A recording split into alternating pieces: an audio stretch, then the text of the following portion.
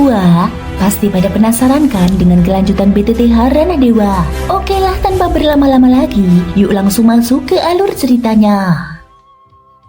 Di episode sebelumnya, di tengah ketidakpastian dan kewaspadaan terhadap Yaunantian serta Hesian Ren, Xiaoyan menerima panggilan rapat sang misi. Melalui pertemuan itu, Xiaoyan memastikan bahwa si Maut Empat Mata benar-benar terluka parah dan tidak hadir, membuktikan bahwa sang misi dapat dibunuh asalkan tubuh asli di balik 9 topeng ditemukan. Namun kematian mereka belum sepenuhnya pasti, meninggalkan misteri besar tentang tujuan dan keberadaan sebenarnya kelompok tersebut, sekaligus menandai konflik yang jauh lebih besar akan segera dimulai. Di dalam ruang kekacauan, panggung-panggung batu yang terdistorsi melayang seperti bintang-bintang. Xiaoyan yang mengenakan topeng Jiugeng baru saja tiba, dan suasana langsung meledak dalam hiruk-pikuk kegilaan. "Saudara Jiugeng, kau datang terlambat," ujar sosok bertopeng mata satu, Sutong. Mata tunggal pada topengnya memancarkan cahaya mengalir, suaranya tegak dan dingin. "Kau pasti sedang mempermainkan yang mulia di Sensi, membuatnya berputar-putar bukan? Aku baru saja menanam benih keserakahan di alam Dewa 9 Langit." Para murid Huacan itu bersama tak terhitung semut-semut rendahan demi melihat artefak palsu telah memusnahkan beberapa kekuatan besar, hingga darah mengalir seperti sungai.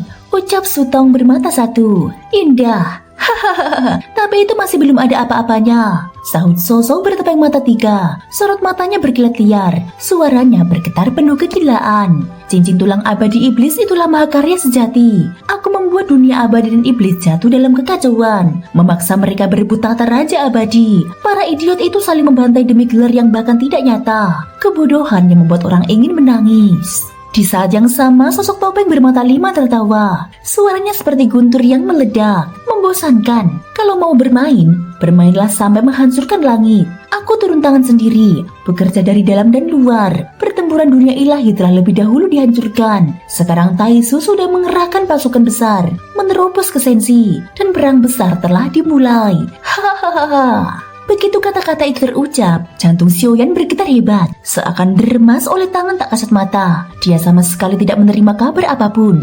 Jika benar demikian, berarti Taisu sudah mulai menginvasi Sensi. Namun Xiaoyan tidak mungkin bertanya. Semua yang hadir di sini adalah orang-orang gila. Mustahil melakukan percakapan normal. Dia merasa aneh. Saat berbicara dengan penguasa ilusi mimpi, sosok itu memang ganjil, tetapi tidak segila ini. Apakah di tempat ini semua orang harus bersikap demikian? Ataukah menjadi sang misi memang menuntut kegilaan semacam ini? Namun setelah mendapatkan topeng Jiugeng, Xiaoyan tak pernah berpura-pura atau mempermainkan siapapun, dan tidak pernah muncul masalah apapun. Pada saat ini, suara lembut seperti bendang halus terdengar.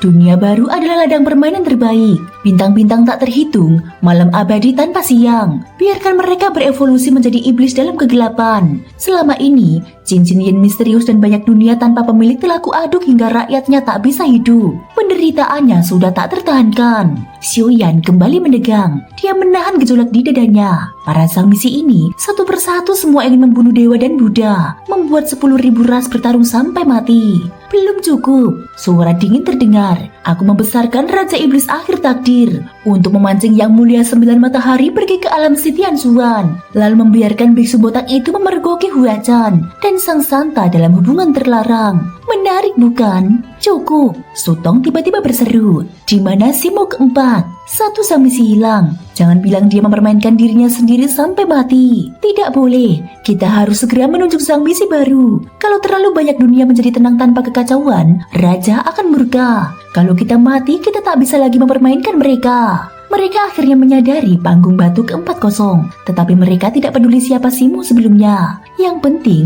posisi itu kosong dan harus segera diisi. Tampaknya mereka bahkan tidak saling mengetahui identitas satu sama lain. Rapat ini terdengar seperti omong kosong gila. Tetapi mereka benar-benar ikut campur dalam banyak dunia. Meski ada unsur berlebihan, tindakan nyata memang dilakukan. "Cari saja Simo baru," kata Sutong. "Aku masih punya beberapa topeng pohon Kin."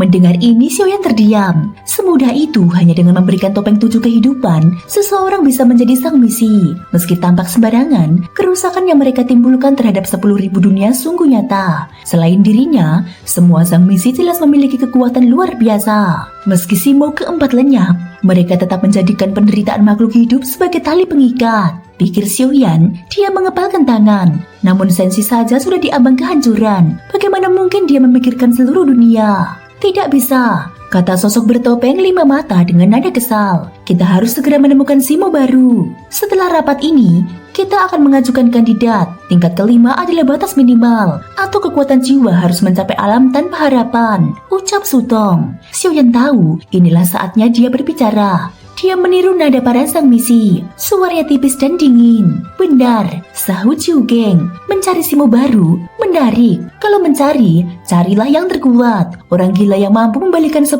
dunia. Bahkan mengguncang kekacauan itu sendiri. Kalau tidak cukup gila, bagaimana bisa menjadi sang misi? Tingkat kelima hanyalah dasar. Tanpa kegilaan dan niat membunuh, apa gunanya? Tambah sosok bertopeng 3 mata. Anggap makhluk hidup sebagai rumput liar. Menjadikan nasib mereka mainan adalah kenikmatan tertinggi. Melihat mereka meronta dalam keputusasaan hingga tubuh bergetar, itulah kesenangan sejati. Ucap sosok topeng 5 mata. Tawanya berubah serakah dan terdistorsi. Cukup, rapat selesai. Segera cari Simo baru. Jangan lemah, ucap Sutong. Aku akan menyebarkan topeng 7 kehidupan ke berbagai dunia. Para maniak tersembunyi akan mencium bau darah dan menerkam seperti anjing gila. Kita hanya perlu menunggu pertunjukan dimulai. Begitu kata-kata itu berakhir, sosok Sutong menghilang dari panggung batunya. Para sang misi lainnya mengeluarkan suara-suara aneh sebelum ikut pergi. Xiaoyan mengerutkan kening. Dia telah menyingkirkan penguasa ilusi mimpi, dan kini mereka akan mencari orang gila baru untuk menggantikannya. Apakah yang dia lakukan benar atau salah? Niat membunuh bergejolak di benaknya, nyaris tak terkendali. Untungnya, wujud bayangan gelap itu menutupi ekspresinya. Perannya sebagai Zhu Geng belum menimbulkan kecurigaan. Dengan kekuatannya yang terus meningkat, Xiaoyan berniat menggali identitas asli para sang misi ini satu persatu. Mereka mencari orang gila. Batinnya dingin. Kalau mereka menemukan satu, aku akan membunuh satu. Ingin kegilaan? Aku Xiaoyan akan menemani sampai akhir. Pikiran bergerak, bayangan gelapnya menghilang dari panggung batu. Tubuh aslinya membuka mata dari posisi bersila. Barusan, mengapa niat membunuhmu begitu kuat? Tanya Hesian Ren, yang ternyata tidak sedang berkultivasi. Di atas kompas terbang, berbagai benda langka tersusun rapi. Dia memandang Xiaoyan dengan rasa ingin tahu.